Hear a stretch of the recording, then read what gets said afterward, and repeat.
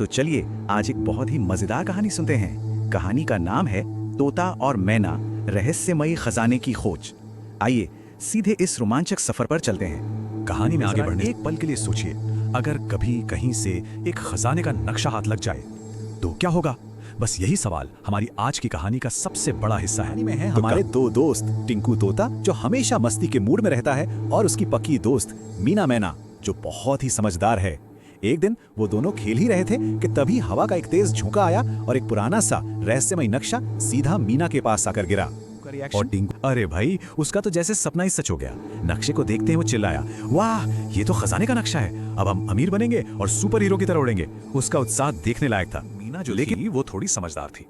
उसने नक्शे को गौर से देखा और उस पर एक छोटी सी लेकिन बहुत जरूरी बात लिखी थी। ये खजाना सिर्फ सच्चे दिल वालों को ही मिलेगा। मतलब ये सिर्फ एक खोज नहीं थी, ये तो उनके दिल की भी परीक्षा होने वाली थी। अब देखिए, कीमती हो तो रास्ता आसान कैसे हो सकता है ना? नक्शे ने उन्हें जंगल के सबसे घने और खतरनाक हिस्से की तरफ इशारा किया। वो थी अंधेरी गुफा, और बस यहीं से उनका असली एडवेंचर शुरू हुआ। रास्ता भाई चुनौतियों से भरा पड़ा था। पहले तो उन्हें एक तेज बहती नदी पार करनी पड़ी, फिर कांटों से भरे रास्ते से गुजरना पड़ा, और तो और कुछ शरारती बंदरों ने तो उनसे नक्शा छीनने की भी कोशिश की। मतलब हर कदम पर एक नई मुश्किल उनका इंतजार कर रही थी। टिंकू तो परेशान हो गया, शिकायत करने लगा, पर तभी मीना ने उसे एक बहुत गहरी बात समझाई, जो शायद इस कहानी का सबसे बड़ा सबक भी है। उसने कहा, टिंकू, कीमती चीजें कभी भी आसानी से नहीं मिलती। और फिर मुश्किलों के बाद आखिरकार वो उस अंधेरी गुफा तक पहुंच ही गए। अंदर एकदम सन्नाटा, और तभी कहीं अंधेरे से एक भारी गूंजती हुई आवाज आती है जो उनके सामने एक चुनौती रखती है। आवाज ने दिया, खजाना चाहिए तो एक परीक्षा देनी होगी। टिंकू तो ये सुनकर थोड़ा घबरा गया। उसे लगा था बस जाना है और खजाना उठा लेना है, पर यहाँ तो एग्जाम भी देना पड़ेगा। और बस शुरू हुई उनकी परीक्षा। पहला सवाल, ध्यान से सुनिएगा, सबसे बड़ी ताकत क्या है? सच में सोचने वाला सवाल है। अब दोनों के जमीन आसमान का फर्क था। टिंकू ने झट से कहा, मेरे पंखों की ताकत। पर मीना ने सोचा और फिर जवाब दिया, सही सोच, यानी हमारी बुद्धि। और मीना का जवाब एकदम सही निकला। जैसे ही उसने ये कहा, गुफा में जो घना अंधेरा था ना, वो थोड़ा कम हो गया। एक हल्की सी रोशनी फैल गई, मानो गुफा भी उसकी बात से सहमत हो।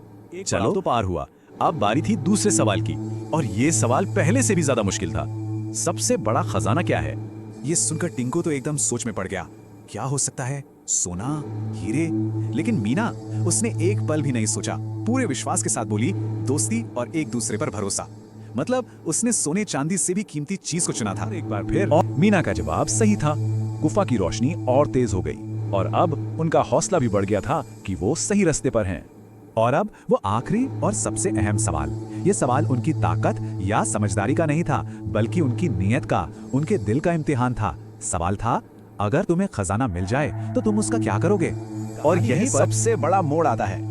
एक पल को तो टिंकू के मन में लालच आया कि सारा खजाना मैं ही रख लूंगा, लेकिन फिर उसकी नजर अपनी दोस्त मीना पर पड़ी, जिसने हर मुश्किल में उसका साथ दिया था।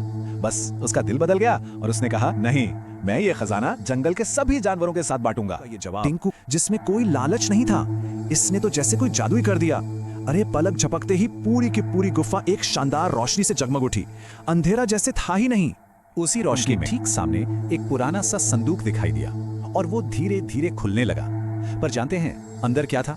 सोना, चांदी, हीरे मोती नहीं, बल्कि एक दिल को सुकून देने वाली चमकती हुई रोशनी।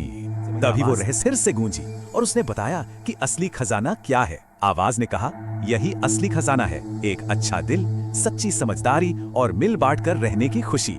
तो ये था, मतलब कोई ऐसी चीज नहीं जिसे छुआ जा सके। वो रोशनी, असल में ये 3 गुण थे जो उन दोनों के दिलों में समा गए, और उस पल वो सच में दुनिया के सबसे अमीर बन गए थे।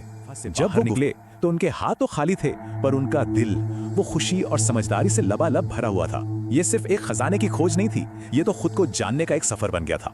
और इस सबसे बड़ा बदलाव आया टिंकू में।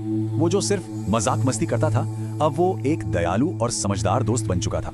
उसे अब पता चल गया था कि असली दौलत क्या होती है। तो इससे हमें क्या सीखने को मिलता है? यही कि सच्चा खजाना कहीं बाहर सोने चांदी में नहीं है, बल्कि वो तो हमारे अंदर, हमारे दिल में और हमारे अच्छे कामों में छुपा है। अब सवाल यह है कि अपनी जिंदगी में हम इस असली खजाने को कैसे ढूंढ सकते हैं और कैसे दूसरों के साथ बांट सकते हैं।